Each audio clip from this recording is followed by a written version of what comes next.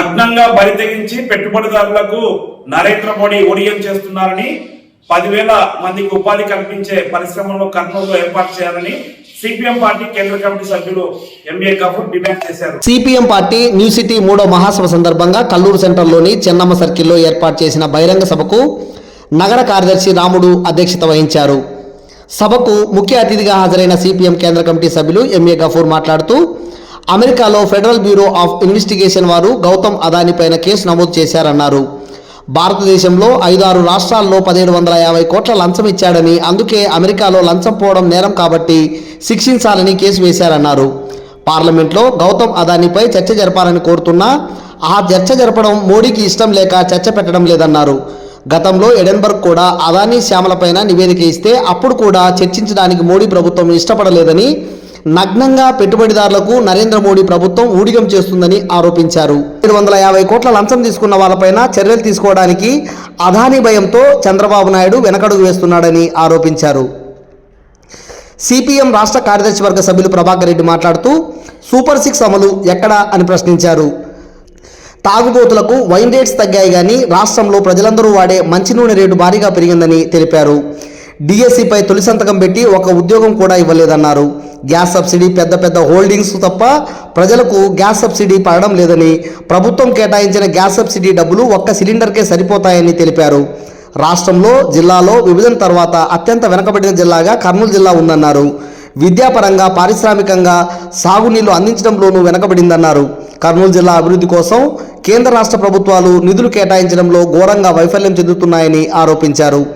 CPM జిల్లా కార్యదర్శి Ghouse Desai, CPM రాష్ట్ర కమిటీ సభ్యులు పి నిర్మల మాట్లాడుతూ, కర్నూలు నగరంలో ప్రజలు ఎదుర్కొనే సమస్యల కోసం సిపిఎం పార్టీ మాత్రమే పోరాటాలు చేసి విజయాలు సాధించిందన్నారు. అది మంచినీళ్ళ సమస్య అయినా, డ్రైనేజీల సమస్య అయినా, ఫ్లైఓవర్ బ్రిడ్జీలైనా, ఇంటర్సిటీ రైలు కోసమైనా, ఇండ్ల కోసమైనా పోరాడింది ఒక సిపిఎం మాత్రమే అని గుర్తు చేశారు.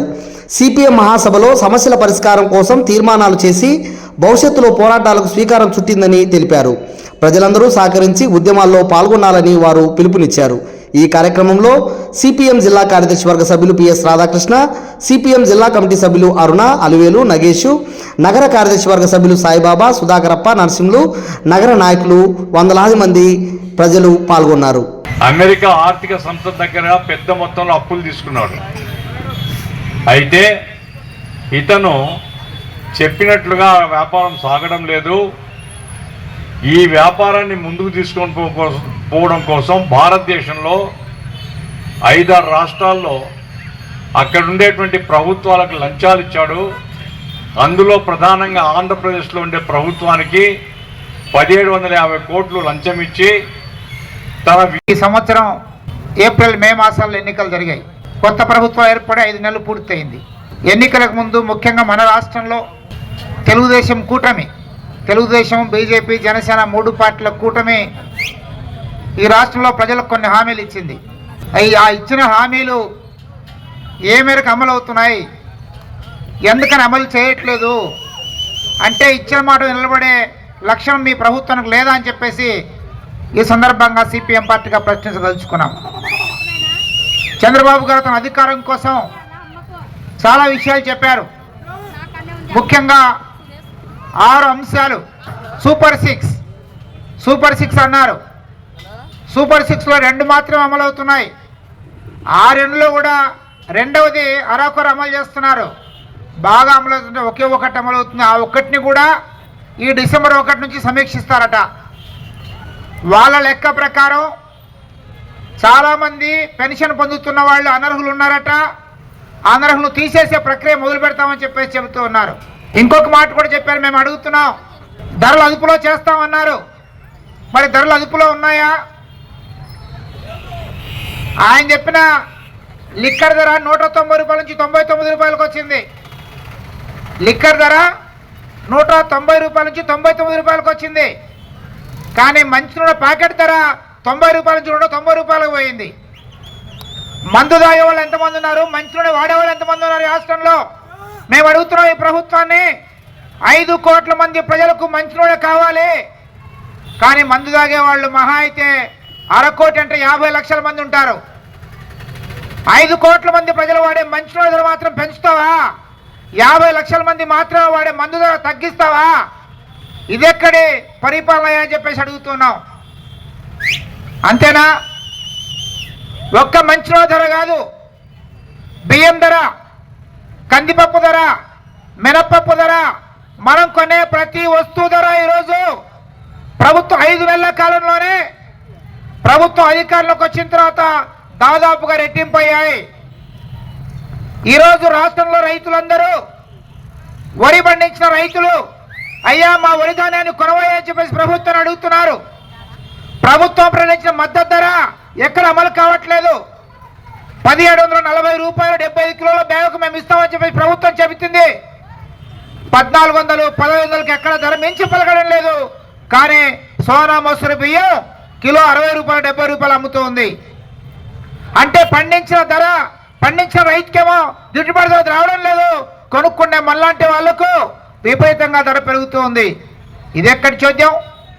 అందుకే తెలుగుదేశం ప్రభుత్వం ఇచ్చిన మాట నిలబడలేదు, అన్ని అంశాల మాట తప్పుతూ ఉంది. మరొక అంశం అమలు చేస్తున్నారు. ఏమట? సంవత్సరానికి 3 గ్యాస్ సిలిండర్లు. వాస్తవంగా మేము కూడా గ్యాస్ సిలిండర్ బుక్ చేశాం, కానీ ఎక్కడ ఆయన చెప్పిన ఫ్రీ లేదు. నాలాంటి వాళ్ళు అనేక వందల మంది, వేల మంది, లక్షల మంది ఉన్నారు. ఉచిత గ్యాస్ సిలిండర్ అమలు కావడం లేదు. సంవత్సరానికి 3 అన్నాడు. ఈ సంవత్సరం 2025 సంవత్సరం అంటే 24-25 ఆర్థిక సంవత్సరంలో ఒక్క సిలిండర్తోనే సర్దుబాటు చేసేస్తున్నారు.